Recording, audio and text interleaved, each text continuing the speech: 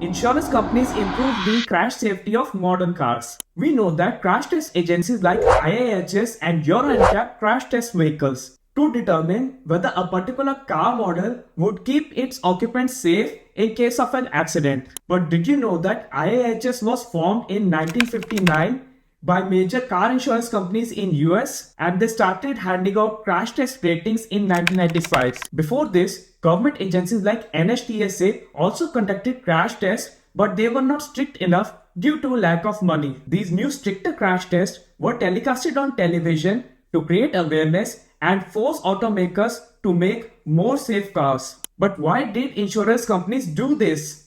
Simple answer is to save money. Body injury claims during car accident represent majority of payout for the insurance companies. Funding these crash tests results in safer cars, which results in less injuries, which results in less payouts for these insurance companies. It's a win-win for everyone. Organizations like IIHS and Euro NCAP kept making these tests tougher, because of which safety of modern cars has increased dramatically. So what are your thoughts about this video? Share them down in the comments below and share this video with your friends if you found it interesting.